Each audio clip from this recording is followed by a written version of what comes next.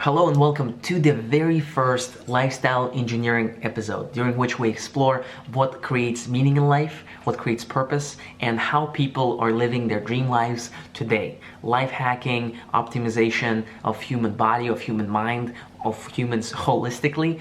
And I'm really excited for today's episode because it's with a great friend of mine, Stephen Posner. Stephen Posner is a Colombian-born entrepreneur, a venture capitalist. He also happens to have produced one of the largest virtual reality movies. He produced also a documentary movie on early childhood development and how that affects brain. It's called Brain Matters. And during this conversation, we'll be diving into how we can be using emotions as guides to lead a more meaningful life that is connected to what we want internally. So that's the internal game. We'll be questioning our belief systems, and Stephen will also share how he climbed Mount Kilimanjaro in his shorts and felt warm under negative 40 degrees Celsius weather. So without further ado, let's dive into it. I'm really excited for this conversation. Stephen, welcome to the show. Thank you for being here. Always a pleasure to be here, my friend. Stephen, you're a lifestyle engineer. You've been a part of the community, and of what I really appreciate you is your unconventional way of thinking, the way you experiment in life, and how you're looking at emotions as a guiding principles to pretty much figure out what decisions to make when you face a fork in the road. Can you tell the viewers a little bit about who you are, what you're all about, and how people can best understand you? Okay, that's the last bit of what's the best way for people to understand me is a great question. So basically, how do I describe myself? A bit of an entrepreneur, advisor, investor, biohacker, father, adventurer, lover of life. My background professionally has been very much involved in sort of media technology on the marketing business development side, a lot of strategy work, and a lot in quite a few cases, companies that I've started, like a pioneering VR studio in Spain, a food retailing concept a long time ago. I've also, been a strategist, an advisor, a consultant. So I kind of play multiple roles in different situations.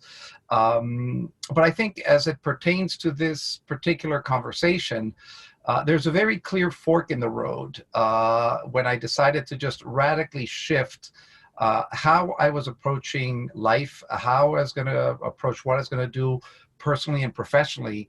At a time when for many it could have been sort of a midlife crisis, but for me it's been a little bit more of a midlife rebirth. So it's a very different approach, and I think that has sort of opened the door to new ways of thinking and new approaches that I've really come across in the past year and a half to 2 years, I would say. If I were to explain where this all came from, I think I would say failure was my rebirth once I understood it. If you rewind the clock to 19 to yeah to 19 well no, not 19 to 2017, we had put up a very small studio, probably one of 10 virtual reality studios on the planet. And we needed to go out for a Series A, and we had been, fighting for about 12 months trying to get the money in the door, and we were a little bit out of sync with the VR funding craze. And I knew that the company wasn't going to make it. And it was December of 2017 where, I knew we had a lot of projects to deliver. We're going to run out of cash. I decided to take a little bit of a 4 to 5 day break. And I'd been doing the Wim Hoff method online and practicing individually for about 3 years before that. What's the Wim Hoff method? So the Wim Hoff method is, he's known as the Iceman. Wim Hoff is a Dutch guy that has, crazy amount of Guinness World Records of doing things that are considered humanly impossible, like being up at Everest at 7,500 meters in shorts without oxygen, being up to his neck in ice cubes for almost 90 minutes without allowing his core body temperature to drop. What had piqued my interest is in a laboratory setting, he had been injected with an endotoxin, with a dead variant of E. coli, and he was able to neutralize the effect of the bacteria in his body. Why would he And do something like this? well, because he's sort of like pushing the limits of what we're capable of in human physiology, and sort of showing to the world that your mind is a lot more powerful than you think, and there are things that you can take control of from your own energy levels, health levels, strength levels, in ways that were not considered to be possible at all. And how does he do it? What's his tool? What's his method? His method is 3 parts. One is deep breath work. It's a type of hyperventilation and retention, cold exposure, and a lot of mindset work, meditation and mindset and focus.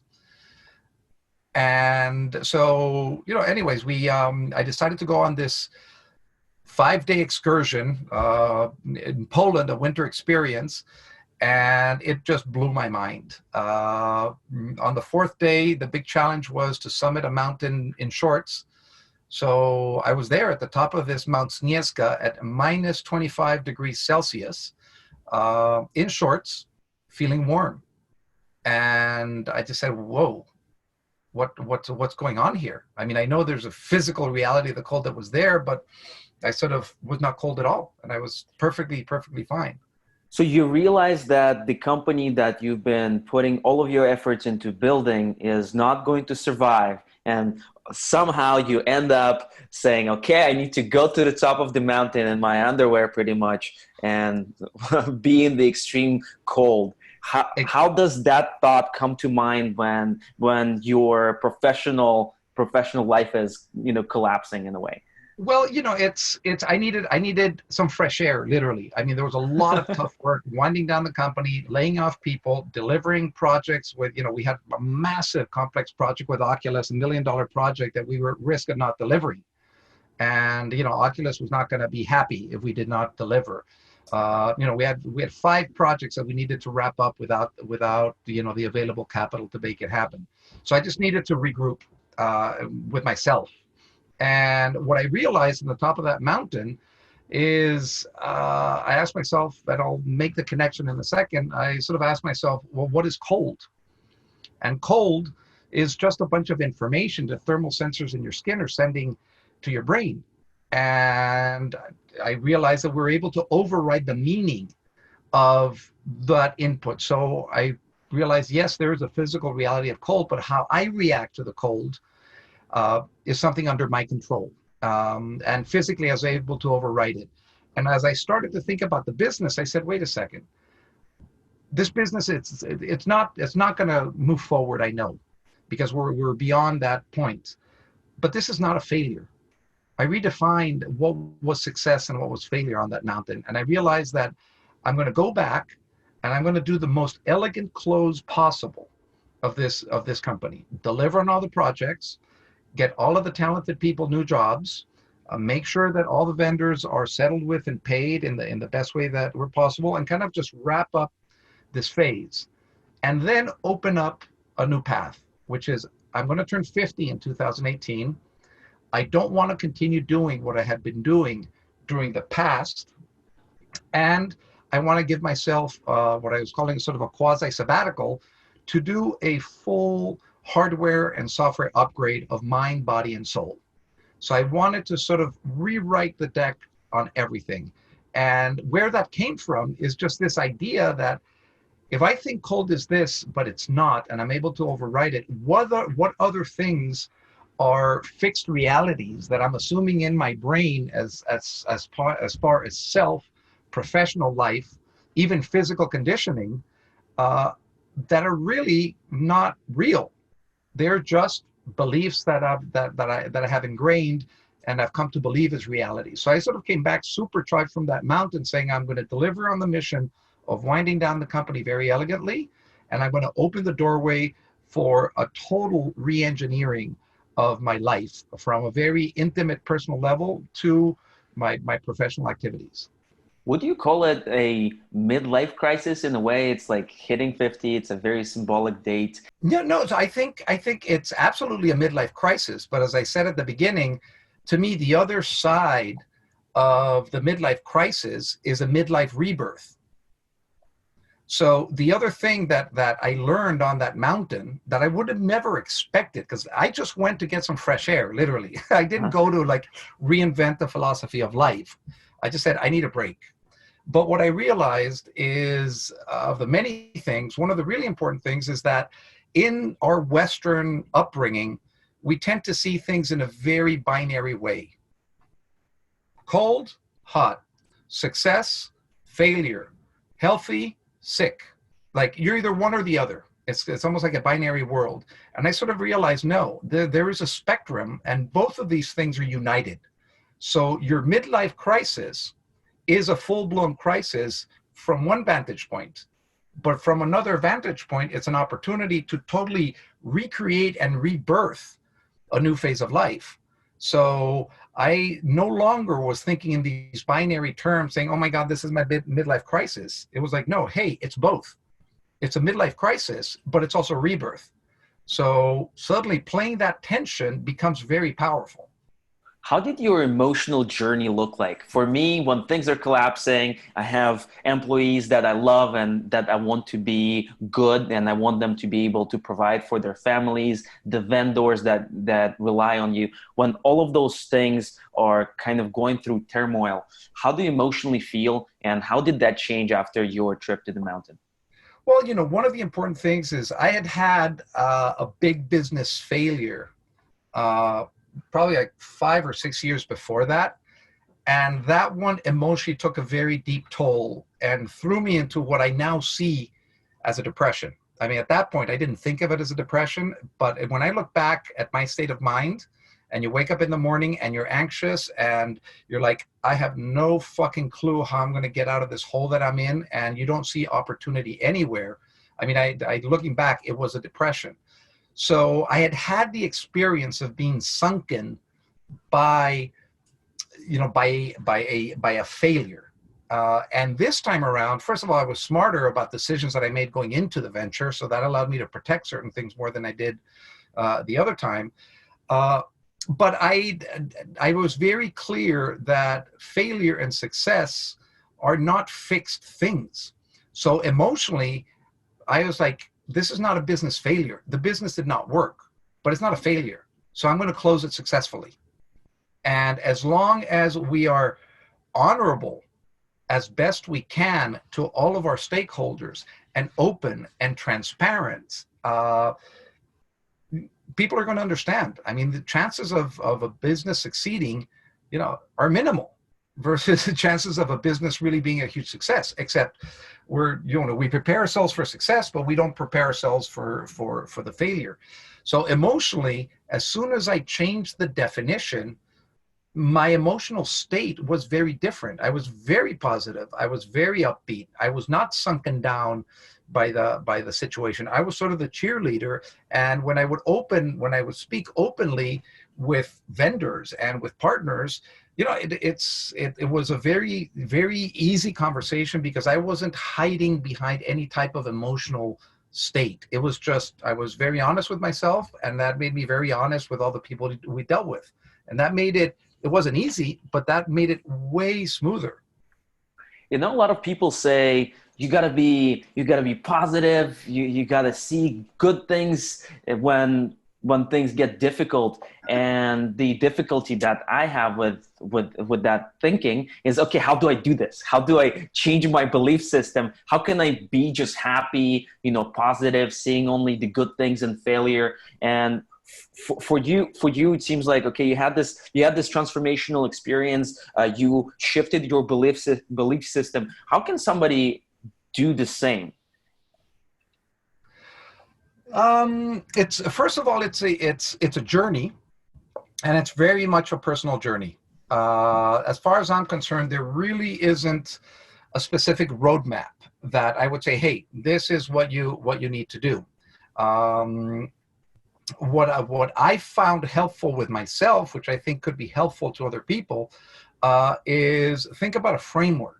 And for me, this idea of a software and hardware upgrade of mind, body, and soul was a great framework. What is the software? Two components. Your operating system, which is your belief systems. And then you've got your applications, your apps, or your habits. So when you wake up in the morning, what apps are you running? Are you running the same apps? Are you being conscious of what things you're doing habitually? And then the hardware part of it, obviously, is the body. So as I started to go through this process, I decided that I wanted to start with things that I could control, which put me into the body phase of it. So I started to look at nutrition, and I started to look at fitness, and I started to question and look at everything that I had been doing, and then started to restructure that. It just coincided that, once I was pretty much close to winding down the business, I went to do an annual, or kind of like a biannual checkup in New York with a cardiologist, because my father had died of a heart attack in 2004. So in our family, we've been checking our heart constantly. And when I was there, the guy said, look, your heart is great, but your cholesterol, your bad cholesterol is high, and your LDL particle count is very high. And I would like you to get on a statin to reduce that cholesterol. And I just emailed him back, and I said, wait a second, if I'm not going to die of a heart attack in the next 3 to 6 months, I would like to attack this from a nutritional perspective. And he said, don't waste your time, your case is genetic. Well, I changed my nutrition, and in a month, I dropped my cholesterol by 40%. Wait, how does one say, okay, doctor, I know you're seeing probably thousands of patients like me, but you know what? I'm going to do it my way. How do you get the guts to do something like this and the confidence to do something like that? Well, because I said, I have nothing to lose. I mean, my mindset was, if I take the pill, I will not learn anything. I mean, I was surprised with the results of the nutritional changes and how that dropped my cholesterol so much.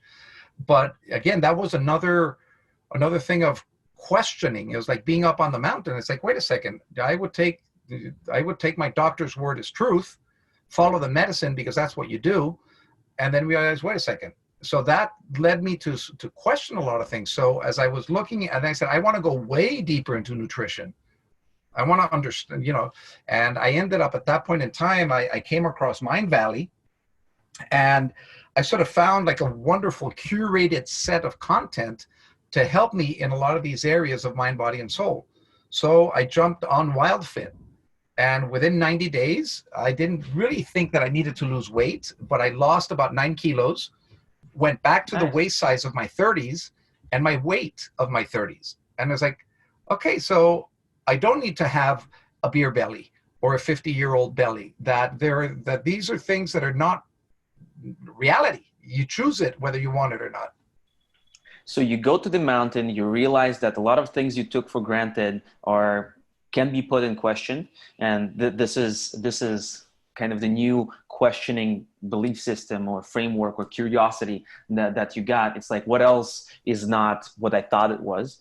Exactly, especially in terms of the assumptions you make about midlife, about turning 50. Like another one is my memory. It's just I was having trouble remembering things. I would go to a dinner with 10 people, and then I would get introduced, and within 15 seconds, I would barely remember anybody's name at that dinner. And I just found myself like not remembering stuff. And I said, well, I guess that's what happens. You turn 50 and your memory is not as good as it was. Then I did I think it was the first thing I did on Mind Valley. I did the Jim Quick Super Brain. And suddenly I realized, whoa, it's not a matter of, as he says, good memory or bad memory. It's trained and untrained memory. So I was able to radically improve my memory by understanding better how memory works and tools and techniques and habits about memory. And I remember going to an event in May, and there were about 120 people. And within 24 hours, I knew the names of 70 to 80% of the people there. Do you still remember those names? Without sitting down and studying pictures and like trying to memorize and doing flashcards. So I call these all sort of like matrix moments when I sort of realized, whoa, I just uncovered a different approach and a different way to sort of hack, even though I don't necessarily like that word as much, to be able to hack and understand the system in a way so it plays more towards my favor. How did you pick the areas that you want to explore? One was memory, another one was nutrition, another one was your body and weight. Was it you kind of writing down, okay, what are the biggest misconceptions about people getting older, and how can I do the opposite? How can I flip those? How can I be healthier, smarter, and all that? How did you pick those areas? So it way more organic than that, which is one thing would lead to another, would lead to another, would lead to another, and everything seemed to appear and come when it had to. And it was very strange because I had always been a planner and had always been sort of, I've got these goals and I've got these things, this is great. And I released all that. And I said, you know what? I'm going to let it flow and let things appear. And the majority of the time, they appeared when they had to appear. So I had a vision, but I didn't have a plan. And having the vision was a tremendous motivating factor that allowed me to see things and that they would come to me without proactively going to look for them. Then when I would drill down into specific areas, say, okay, you know what? Now I want to dig in and I want to hunt and I want to find things. But the funny thing is when you sit down to hunt for something, generally you'll find it if you go into with the mindset of learning and discovery. Interesting. So you were just following your curiosity, and things started naturally coming. There's this idea of, if you want to buy a specific model of a car, you start seeing the car everywhere. And I feel like as a vigorous planner myself, when I allow myself not to plan and have space, I start capturing the thoughts that are in the subconscious, and I start observing things that I'm already thinking about, but in nature, start seeing more. So instead of like planning and exploring and being very strategic, it's more about, okay, seeing what's already there, what you're curious about, and observing it. Because the fact that you notice those things, that you found this personal development company and courses called Mind Valley, the fact that you started exploring, they were always there, and probably you've seen them many, many times before, but just only now was the time when you actually started exploring. Yeah. There's a neurological process called reticular activation, which is essentially that. Like suddenly someone says red car and you start seeing red cars. And one of the things that Jim Quick says is you have to think about the brain as a massive editing machine. Your brain cannot assimilate and process all of the volume of information that exists. That's why we have attention. So where you focus your attention is what becomes your reality and what you see and what you experience. Now, if that attention is too focused, you're not able to see in the peripheral vision to be able to process more information. So to give you a better example of this, in another one, learned this from another one of the Jim Quick courses on speed reading. And he says, one of the tricks to unlocking speed in reading, in reading is this subvocalization, which is the sound of reading, of hearing the words in your head. So it turns out that 80%, unless it's a technical book, 80% of the words in any book are sight words, which are words that you don't need to read. You already process. So when you see a stop sign, you don't read the word stop. You immediately pick up stop. So in the technique, you start to read clusters of words, and the brain is able to recognize and digest and process all of those clusters of words. So you can speed up 2x or 3x your reading speed because you're not reading at the speed at which you talk to yourself. So in the same way with this reticular activation, if you're able to widen back a little bit, know what you're looking for, but don't be too obsessed and focused on it, you start to, sort of process more stuff. And that's where I think where intuition plays a huge, huge, huge role. It's funny, the other night I was with my son, and this was very bizarre. We were doing this Where's Waldo book, those super busy images I mean, it's like very busy caricatures with hundreds and hundreds of images, and you're supposed to find a little guy with a red and white sweater. And I started to practice this, not looking for him, but letting him come to me. And within 3 to 5 seconds, there he is. There he is. And my son was like, what the hell are you doing? 3 seconds? Yeah. I mean, but the thing is, I would just sort of, rather than focus intensely, I would just say, okay, let's scan. I know the image that I'm looking for. It's in the back of my head. And suddenly, boom, there it is. And I was like, oh my God, this is really bizarre. And I'm going to go deeper exploring that, because this was, maybe 3 or 4 weeks ago. But it's that approach of knowing what you're looking for, but don't obsess so much, because if you do, you miss out on information in the periphery that might actually have the answers to this. What would you tell yourself maybe back when you were 30, when you were an avid planner and had to really break things down so that you feel comfortable with them? What would you tell that person? Well,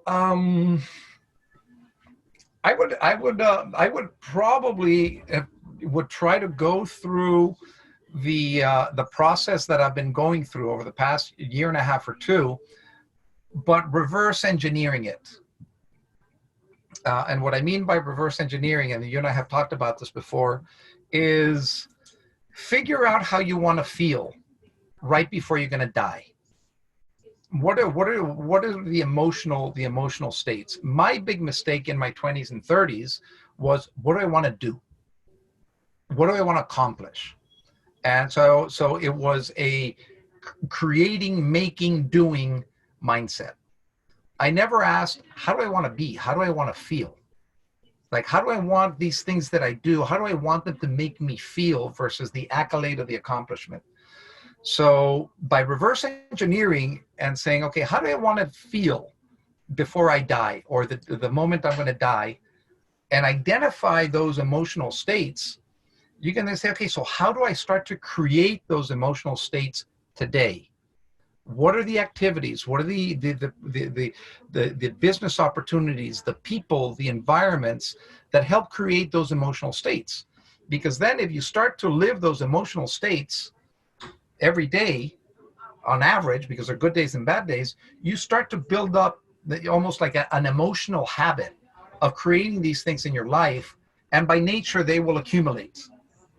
So it's funny. I've been really thinking about this, how we get the purpose of life a little wrong, or the objectives, the way we plan life a little in a funky way, because at the end of the day, they say that we lived a good life if we were happy, if we build meaningful relationships and all that, right? But our goals reflect none of that. Our goals are, hey, make $1 million, build a successful company. So it feels like a lot of people are introducing a step that's supposed to bring them the feeling, but they do not focus on the feeling. And in your approach, you thought, okay, how can I, instead of doing, instead of accomplishing, how can I focus on that emotion, and how can I find the things that bring me that emotion? Is that accurate?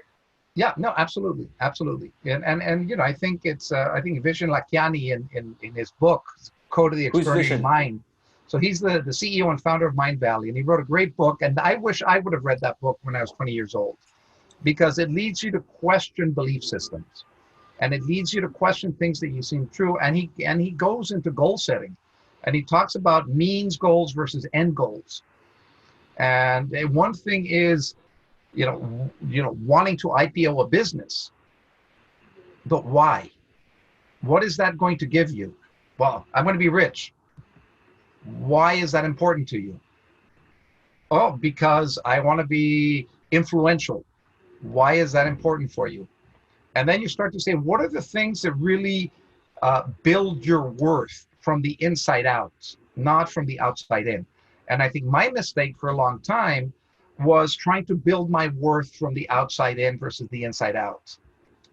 So I was never really being that true to myself. I was always doing things because of some external end goal. And I think the issue, again, going back to the binary thing, it's not an either or, it's an alignment. of your own internal goals and missions with what you decide to dedicate your time professionally. So it's not choose one or the other. It's how do you align those two things? Because if you're successful in aligning those two things, then you become a freaking rocket ship. And how do you find that? Well, you know, that's the part of the introspection. That's the part of digging in to what are your core values? What are the things that ultimately give meaning to your life? That's the reverse engineering exercise. And here's a series of values and things that I know, at least from this vantage point, that I think are going to matter at that stage. You can always change them. This is just an intellectual and emotional exercise.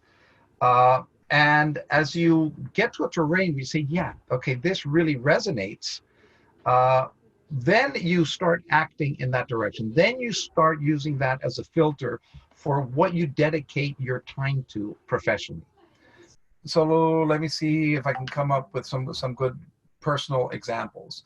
So, you know, I've got a series of about sort of 8 concepts, 8 of these values that I've refined. Before there were 12, now there are 8. They might become 3 or 27. I don't know. It's sort of a dynamic process. But these are sort of values and emotions and feelings that at this stage I'm projecting out into the future, that's how I'd like to feel. What's a value exactly? So I'll go through them. So there's 4 clusters. One of them is clarity and conviction. I want to feel a sense of clarity, of knowing where I want to go, what my purpose is, and then the conviction, which to me is the emotional confidence, the knowing that this is where I want to be, what I want to do. Then there is strength and energy.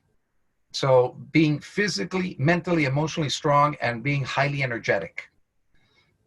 There is gratitude and love, sort of being very grateful for what you have. And I think at the end, you know, love in its manifestation to yourself, to others, is what really gives a lot of fulfillment. Then there's an element, there's the other cluster is around flow and abundance, which is learn to trust, learn to sense, learn to just follow the feeling of things, not only the planning of things, and create a sense of abundance. So I have these values, and at the center of this is authenticity, is being true to myself. So as I think about different opportunities, it's like, okay, is this a sector of business that I feel I can have clarity and conviction on, that I can understand, because I can intellectually learn anything, almost anything. But do I feel like I have a good sense of branding. I have a good sense of marketing. I don't have a good sense of engineering. Like, I would never be a good engineer because it's not a skill set that I've built. So as I look at opportunities with that lens, if I would have had that lens, there would have been very different professional choices that I would have made. I would have said, well, is this partner really a partner that flows? Is this a partner that is defined by gratitude? Not that everybody needs to be like me, but these are important things that I need to feel. So if I am with an ungrateful partner, sooner or later, that's not going to work for me or for him or her. So gratitude becomes important. So these emotional states, values, become tools, decision-making tools for what you go into and what you don't. Help me understand this. For me, I always thought about a lot of those things that you mentioned, they come from within, right? Mm-hmm. And when you're questioning if the partner is right, if the industry is right, it's seeing is it seeing that the external has the capability to give you internally what you want to have? Or is it seeing if those external things have what you want them to have? I think it's more the first. Can there be an alignment between these things? And it's again, it's not an either or. It's is there a connection, and can there be so almost like a dynamic energy between these things? And you know, with that, then it's also starting to think about what are things that are the accomplishments and the role that you feel you're effective in playing. So I've realized that I am a much better enabler than entrepreneur. And I am way better at supporting and unlocking power, vision, creativity, energy in someone else or in someone's business than I have been able in my own businesses when I tried to be an entrepreneur. And suddenly I realized, yeah, because that's more my superpower. So suddenly, as I realized that I am much better as an advisor and a mentor, also as an investor, to be able to play that role, things just flow way easier because you're not fighting against something that is not really what you're about.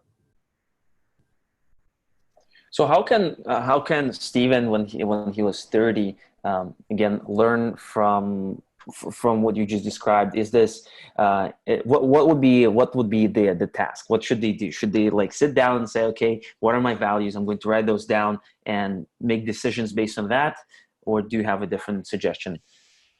I would probably ask a couple. I would start asking a couple questions, which would be, what are you trying to prove in doing what you're doing?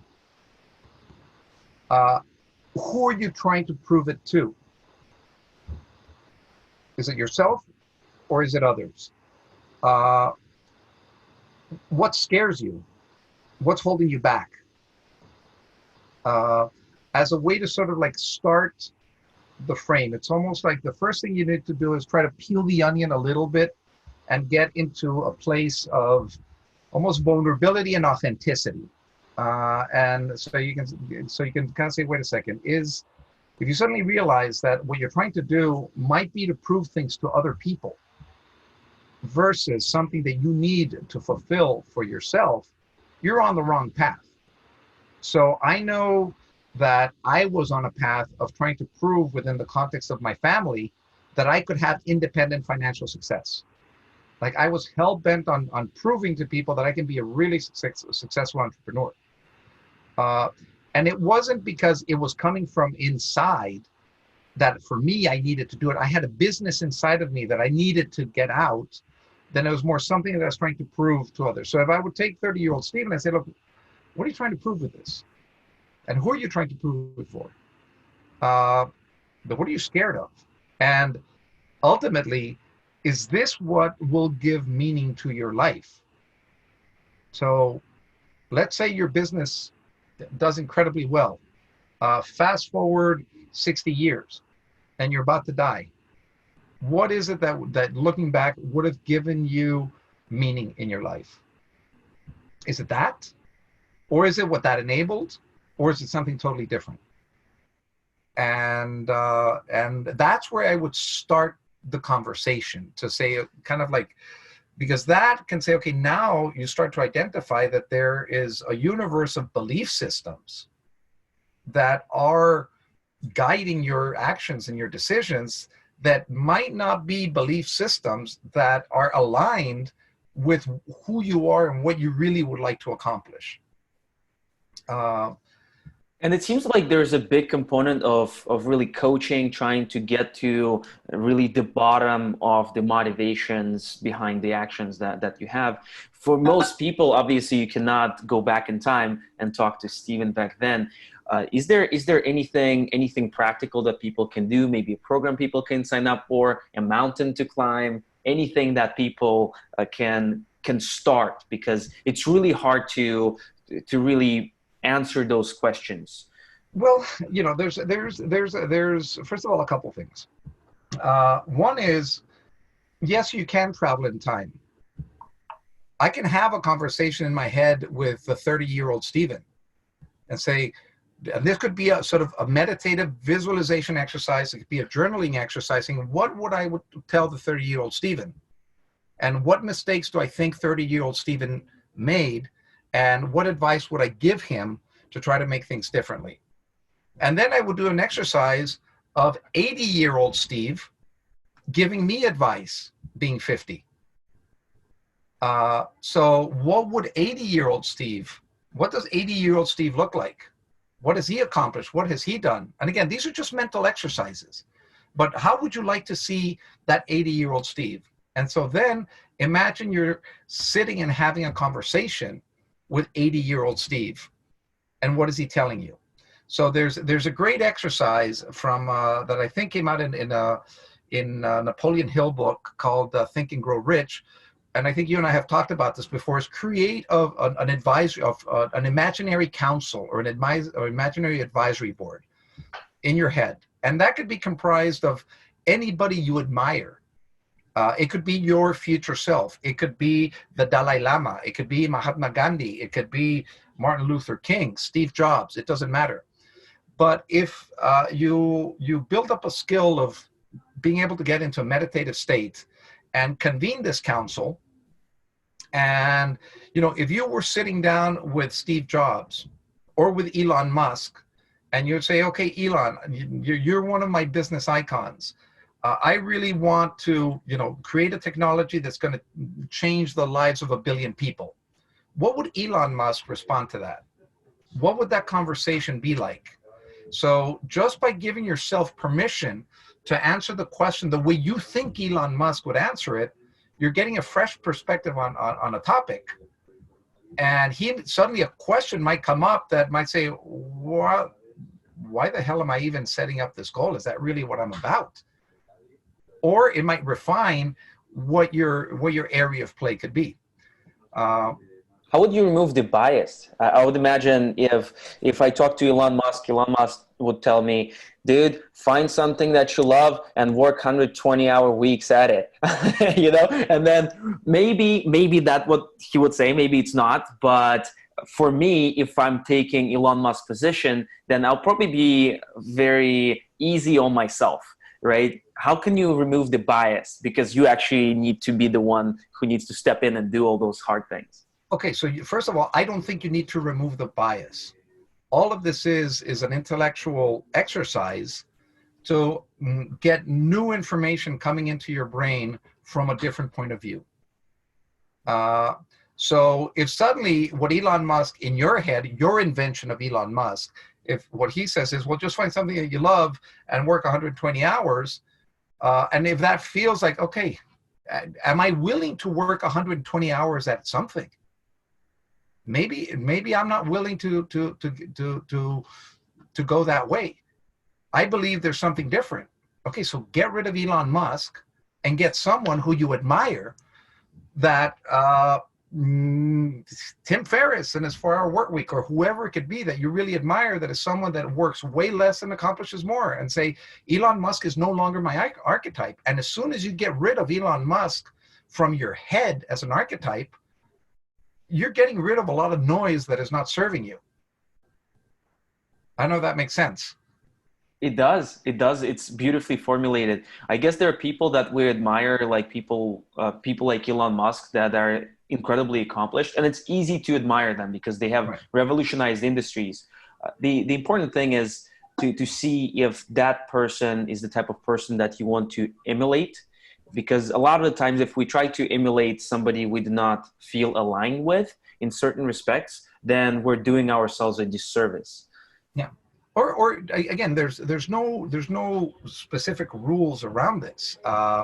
You could decide that Elon is on your board, but you're only asking him innovation questions because he's not the right guy to ask about motivation questions. But he's a smart fucker on innovation and future thinking. So you say, okay, I have this idea for a product, Elon. How do you see I could tweak this to turn it into $1 billion business in 3 years? That gets you, okay, that's the right question to ask Elon Musk. I love that. So you can choose. And again, the reason why I struggle a little bit in kind of saying, okay, well, here's the pathway and here's the tool and here's this and here's that, because I've experimented in so many different areas that there isn't one point, there isn't one destination that I think has it all and has all the answers and has a step-by-step process. I think there's a lot of good starting points. So I talked about, and this would be advice for someone in their midlife, which is this whole re-engineering framework is very powerful. Start with the things you can control. Start with your body and start with your nutrition, because just changing those two things start to change how you feel in your body. And as you start to feel younger and as you start to feel more energetic, your mood changes. It's not like, oh, my shoulder hurts and I woke up and my back, and it's like, Jesus, I'm getting old. It's like that noise you can start to sort of make a lot quieter. There is another wonderful program that again came through Mind Valley called Lifebook. And Lifebook is a systematic assessment of 12 areas of your life, from the very intimate to the very professional. And it's sort of a systematic approach of taking your health and nutrition, your spiritual life, your character, your career, your financial life, your lifestyle. And in each of these areas, it's saying, okay, paint a vision of what it is that you'd like to have in that area. And from there, which is to me the most important, is what is the purpose, the why behind wanting to attain that? And then what are strategies and plans and action steps that you can take to start to put these things in motion in a small way tomorrow and in a bigger way as you go further down. So when you do that systematic assessment of all aspects of your life, that can allow you to say, wait a second, I totally have my relationships way underserved. And I am putting in those 120-hour weeks to build this amazing business, but at the sacrifice of something that really means, so this is not going to work if I don't course correct somehow. I need to bring in a partner. I need to maybe sell out of this business, or I need to do this, or I need to do X. What are the areas? I mean, there's this concept called the Wheel of Life, where it's a version. It's a version of the Wheel of Life, and there's different. There's health and fitness. There's health and fitness. There's intellectual. There's emotional. There's character, spiritual, love and relationships, parenting, social. So what's your social life like? Financial, career, and then there's a broader one, which is sort of life vision and sort of almost like a lifestyle one. So you're going from a very personal, your health, your fitness, your character, your intellectual life, your spiritual life, to things with others, your relationship with your partner, with your kids, with your friends, your financial picture that you'd like to create, the career that you're in, and then just something that brings it together into a broader life vision. Do you believe that people need to have life balanced? I would imagine athletes would focus on, on their athletic performance, and some people don't want to have kids. Other people are fine with their financial life being pretty much, at not a millionaire level.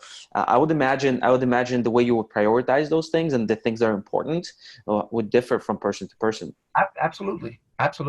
I mean, that's why that Wheel of Life exercise becomes very, very useful, because it allows you to look at, where are you over-serving and where are you under-serving aspects of your life. And when you take a step back, you can say, wait a second. Yes, it's very difficult to live a balanced life all the time.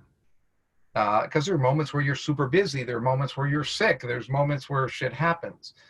But the overall system does work if you have it in your sphere of vision. And especially for me, once I'm able to really focus more on those emotional states, I use that as my dashboard. So if I finish the day and say, did I feel that I had clarity and conviction in what I was doing today? Do I feel that I had strength and energy? Do I feel that I had gratitude and love? Do I feel that I flowed and I had, and it's if I have yeses and nos to those things, like I kind of say, okay, well, why was it? Well, I didn't like the way I showed up in this meeting. Okay, so what would I do differently next time? So it becomes sort of a dashboard of how you show up and how you act based on how you know you want to be. What would you tell people who seek a lot of who seek that alignment, who seek that those feelings and connection to the values, and they cannot find it?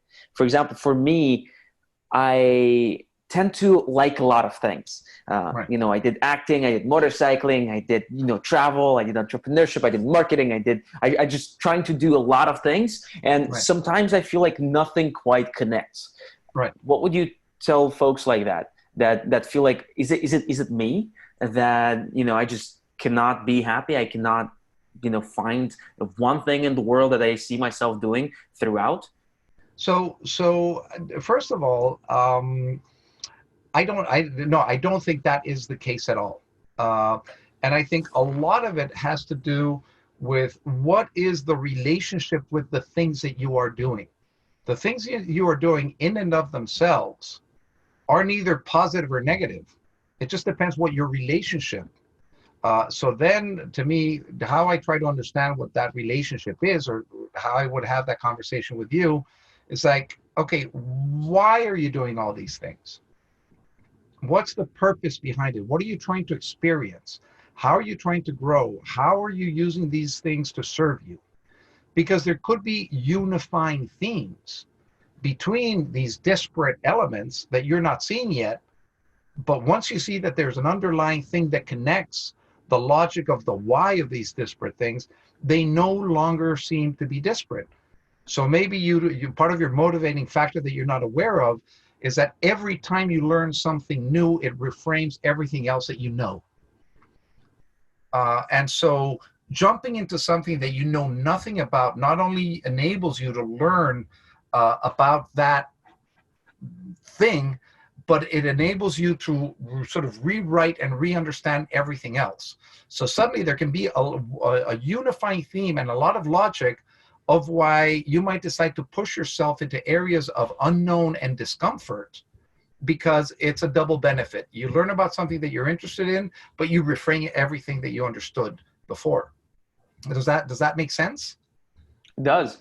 And maybe what you realize that your fulfillment is in the expansion of that knowledge and the connection points that generate. And you say, and the reason why it hasn't really landed for you yet is because you haven't understood that that's why you're doing it. That you got into acting because you wanted to learn how to act. And then you got into boxing because boxing seemed cool. And then you decided to write a book because you thought writing a book is a good thing to do. It's like, what's unifying all of this? Because there is something underneath that is leading you to do all these things. And as you start to get closer to that motivating energy, you start to get to a closer place of sort of the authenticity to yourself. And then that is a place that can bring a lot of clarity. I mean, one of the questions that you had sent to me is about purpose in life. I have considered myself someone to be lost in life for a very, very, very long time, and frustrated by not finding that thing that was my purpose.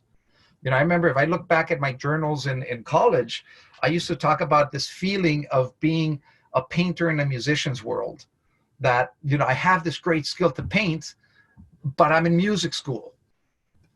It's like something's not jiving. And a lot of the choices that I would make would be opportunistic, because something that seemed like a really good opportunity, and it would come, and I would jump on it. And then that would lead to another and another and another, and kind of like this sort of professional zigzag path, always wishing I had a purpose and a passion. And I used to describe it as the purple frog. Like, I wish I had a purple frog in the Amazon that I needed to save. And every waking moment of my life was all about saving that frog. And what I've sort of learned in this past maybe year and a half or 2 years, or it's like a year and a half of quasi sabbatical, where I started to take a restock of everything, I sort of realized, at least for my case, and I'm not sure if this is advice that I would give to someone, is you don't need to find your purpose. You need to discover it. It's already in you. It's not somewhere outside. It's already inside of you. And to a certain degree, you don't need to find it. You need to let it find you.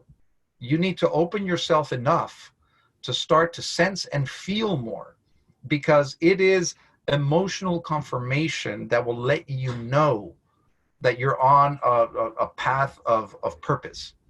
It's not an intellectual one, because it is an internal knowing. It is this sense of, this feels right.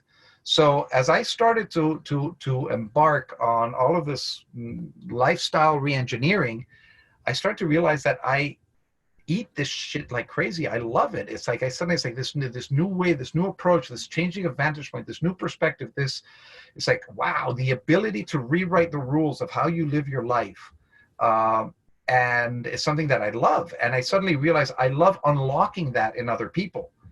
And now in what I'm doing in business is actually how to unlock that with a brand, how to unlock that with a business, because it's a radically different approach to strategy, to brand, to what's the mission and the purpose of your company. What's your company trying to accomplish? What are you trying to accomplish as the leader within that company?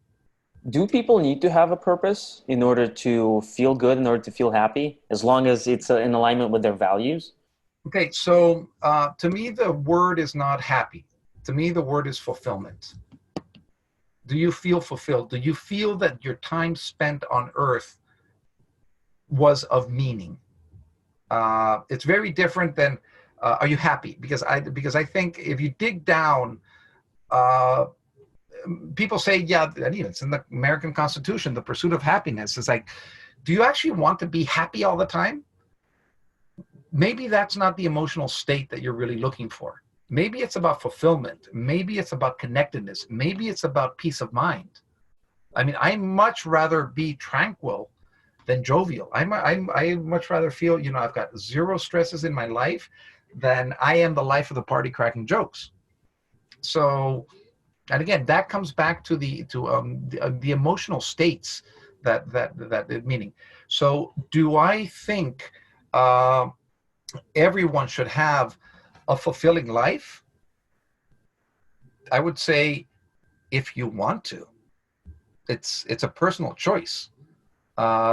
If you are fortunate enough to be able to ask yourself the question of what do I want out of life and how does that fulfill me, then I think if you pursue that path, it's going to be much more rewarding than just following a path where you might find yourself with a chronic disease at age 64 and a heart attack like my dad, and never really did what he would have wanted to because he never stopped to question. In a way, it can be seen as an obligation to yourself and to those you love to pursue that fulfillment. Exactly. Because I think now this is more philosophical, I do think everybody on this planet has a purpose, and that purpose can be big or small, and they're here to do something on the planet. What happens is we're not schooled to figure that out. We're schooled to figure out our career, to figure out our job, to figure out how we're going to make money, not what is your role in the world. What's the impact that you want to have?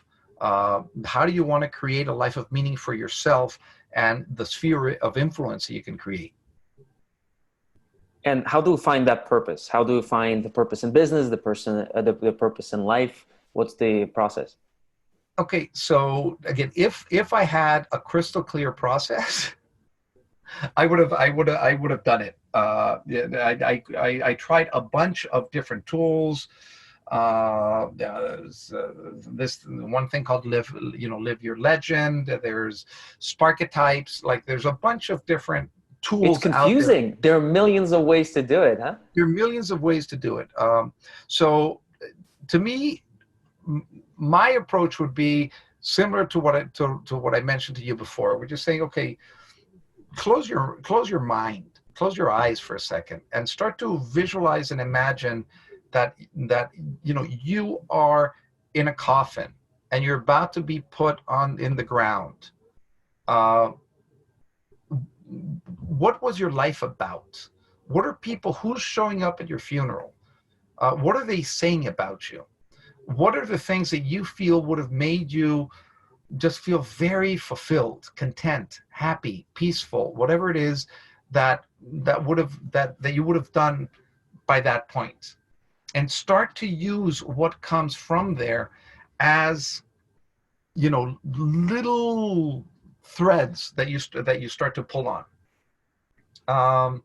So if you're interested in medicine and you're like, you know, I would love to be known for as someone who really cured humanity of X disease. My impact in the world is about health. Then that takes you in a direction of a very clear purpose. If you suddenly realize, you know what, for me, it's about an amazing family. It's about the love that I have and what I've created for myself and those around me. I don't need to change the world. I'm not motivated by that. I want to have, a nice amount of money that allows me to have a nice quality life, because what I really value is sharing experiences with those that I care about. So then it's like saying your purpose is actually quite simple. You don't have to, you don't have to rack your brain. You know, what are you good at, or what skills and what things are you predisposed to? What's the amount of money that you think you need to make in order to create the baseline? And, try to find a way to make the amount of money that you think that you need with the least amount of time invested, so you have more time, because time is more valuable to you than money. Do you believe purpose is static, or is it dynamic? Is it something that changes as you go through the journey? I think how purpose is directed is dynamic and changes. But at the end of the day, there's one thing in your soul, in your core, that is what drives you. Now, one time it can be applied in the environmental world. Another time it could be applied in the financial world, the entrepreneurial world. But there could be one core thing that is really that is really an underlying purpose. Now, I do think there's a personal purpose, and then I think there is a professional purpose. And I think the professional purpose is about what is the impact and the contribution that you want to have in the world, in the economy, that's the outwardly looking. And then the inwardly looking is what is the things within yourself. And then it's the connection between those two that can become very powerful.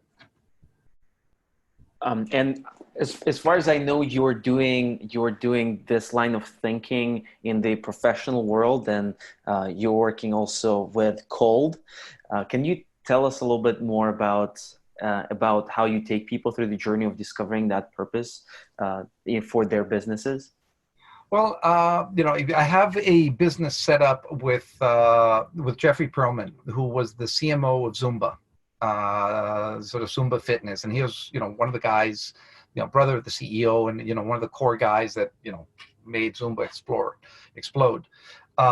And what we do is, in very non-conventional ways, we work with the CEOs and founders to really understand what their business is about, what their purpose is, where their playing field is, and then work on the leadership side to overcome the barriers and the resistances and the mindsets that are not enabling the power of that business to be unlocked. So an ice bath can be just used as a tool, because people are scared of the cold, and you can use that as a tool. Once you identify a fear or a resistance that are holding people back, you make a neurological connection between that thing that is holding you back and stepping into the ice bath. And it's as if you do a little bit of a very fast rewiring, because suddenly they were able to do something that they thought they were not going to be able to do in the physical world. And suddenly it's like, wait a second, this thing that I thought was limiting me, maybe it's not that solid a wall. And that opens up the thinking. So, I think one of the best examples that I also can talk about, because there's some client work that I can't talk about, is Jeffrey's experience within Zumba. Zumba was the laughing stock of the fitness industry. You rewind the clock, 15, almost 17 years ago, it was the no pain, no gain world. It was burn calories, build muscle. It's tough and slug it, and this is not fun. and here are 5 guys that are trying to sell salsa classes in DVDs. And it's like, this is a joke. Fast forward a couple of years, Jeffrey is watching a video, and about 20 minutes into the class, a video of Zumba class, he sees this woman just like lost in the music. I mean, sweat is flying all over the place. It's like just ecstatic moment. And he says, freeze frame.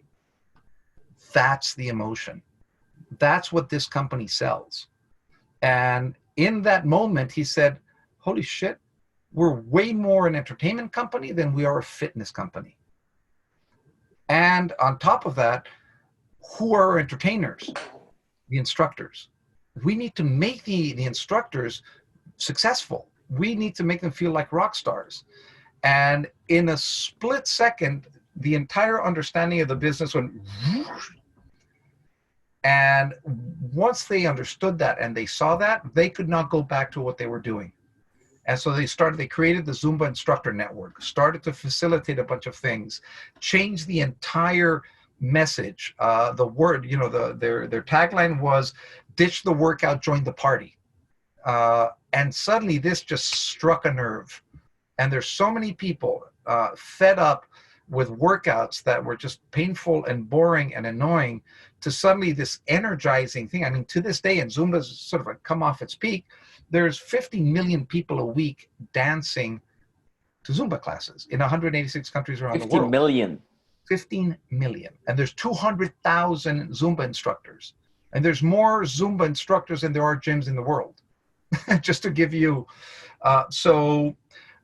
when we work with clients, it's saying, what business are you in? Because you can think you're in the fitness industry, but you're really in the entertainment industry.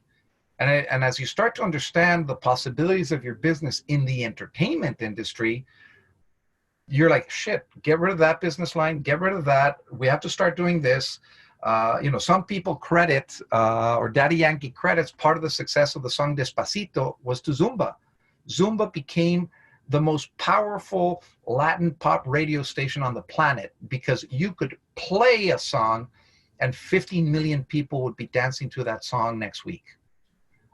So Zumba became a core part of the launch strategy for all of these songs. So you start asking the question of, what business are you really in? And you start to create a shift. You start to say, wait a second, tell me about your brand. And most CMOs and most CEOs, if they understand their brand, they can give you a bunch of attributes and vision statements and brand essences. And the question is, no, how does your brand feel? Like, how does your brand feel? And how does that, what is the peak experience and the peak emotion that your brand is trying to create in your customers?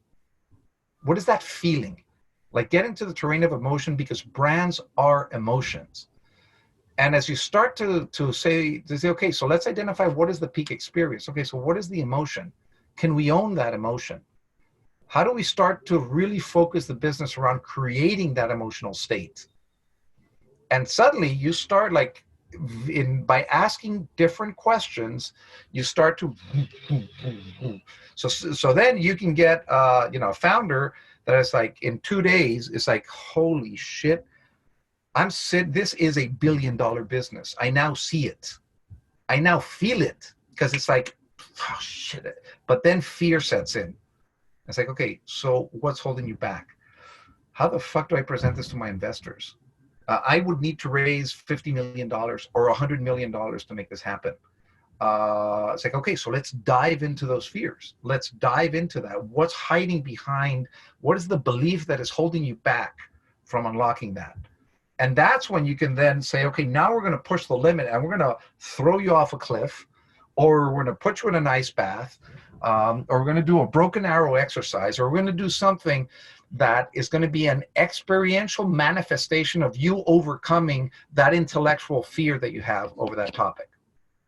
Would you imagine that somebody would realize through this process that, hey, this is actually not a business for me? Absolutely. And it's like, okay, face that question, because otherwise you're doing a disservice to yourself, to your partner, and to all of the people that are supporting you, including your investors. So And your business will not work to the scale and the degree that you're looking for if you're not honest with yourself. that's beautifully said out. And in a way, what you're saying is that everybody is an architect, or not architect. Everybody has this purpose inside of them, and the key is just to find it, to uncover it. Yeah, to be able to unlock it, and it's tough because you need to get yourself into a state where you can give yourself permission to unlock it, and that requires vulnerability. That requires opening yourself up to the good, the bad, and the ugly, and be very self-critical and question a lot of things that have, given you a sense of strength and structure and order in your life. So for people who are listening, what would be one advice that you'd like to give to in order to find their purpose and fall in love with it? Okay. I would come back to the thing that I said before. Imagine you're in a coffin and you're about to go. They were about to put you into the ground. And who's at your funeral? What type of people are there? What are they saying about you? Write your eulogy. Go through the exercise of writing your eulogy. And use that as a starting point to say, what would you want to your life to have been about? What would have made it, what would make it feel? And again, this is an intellectual exercise. It's a creative exercise. So it doesn't have to be related at all to anything that you've done or that you're doing or that you studied, or it's like purely imaginary exercise. There's no limitation. So break the boundary of yourself as you're thinking about that. And that is going to start to source, a series of things that could start to open pathways and threads. It's not going to give you the answers. Oh my God, yeah, my purpose is, I found my purple frog. But it'll start to show threads. Then go through the exercise of saying, okay, right before you die, how do you want to be feeling? What's the emotional state as you think about, the world around you? And start to really think deeper about those emotional states. And then you can ask, there's a great exercise that Vishen also talks about in his book, and it's deep in Mind Valley Ethos, which is about 3 questions. What do you want to experience? How do you want to grow, or what do you want to learn? And what's your contribution in the world? And using those open-ended questions can also start to source things. So it's almost like you take a multi-pronged approach.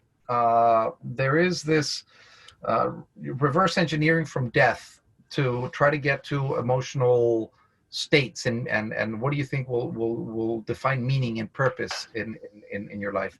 You then can look at what are the things from a today state that are things that you would love to learn. What's the type of contribution you'd like to have?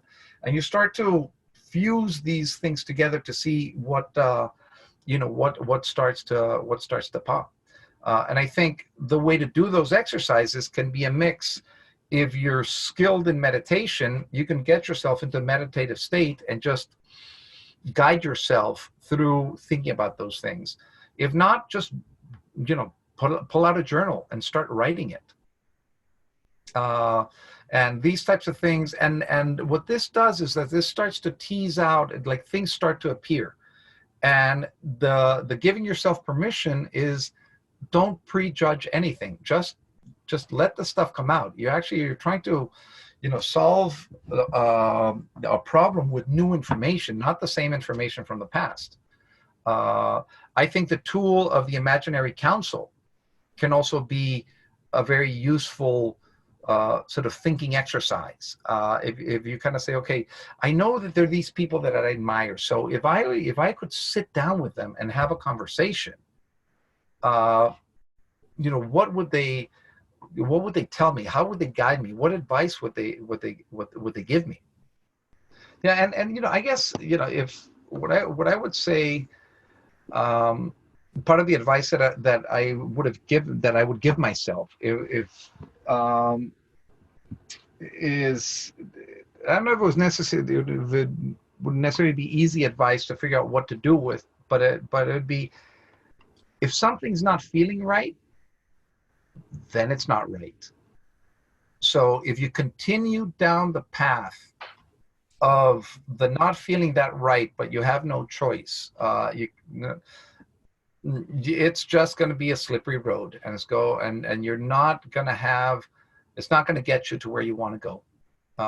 Do not defer to some future solution or some future state, and this is something that you have to slog through. It's like, obviously you need to work as hard. It's not all pleasure, but if something deep down is not feeling right, give yourself permission to understand why. What is it? And I would make a hypothesis that chances are is that you're doing what you're doing for the wrong reasons. You're trying to prove something to somebody else that maybe you're convincing. You're trying to prove yourself, but you're trying to prove something to somebody else. And that's why your motivation, that's why your why, the reason why you're doing what you're doing is not aligned with who you are. Beautiful advice. Thank you, Stephen. This was very educational, and it definitely encourages me to think more to my inner voice and hearing what's there, feeling my emotions, and seeing what those tell me about where I'm at and what I'm doing. Stephen, how can people learn about your work and keep in touch? So I am just in the process of putting together a personal website, stephenjposner.com, and slowly starting to put up, some content and some blog posts and some resources, as one of the best ways to put out, my approach and my thinking out there. Since I made a decision very recently to start to go out there with a lot of this thinking, beyond the sort of very small, intimate boutique sphere. We'll be putting in more and more content, and then with Jeffrey, we'll be putting a lot more content on the brand thinking side of things. You definitely have very unconventional thinking in terms of leaning into emotions and looking at emotions as pretty much a compass for decision making. I've never heard anybody talk about it, and I do encourage you to write more, to speak more, and I think you'll be doing the world a big service doing it. Thanks a lot for your time, man. Fun conversation. I really enjoyed it.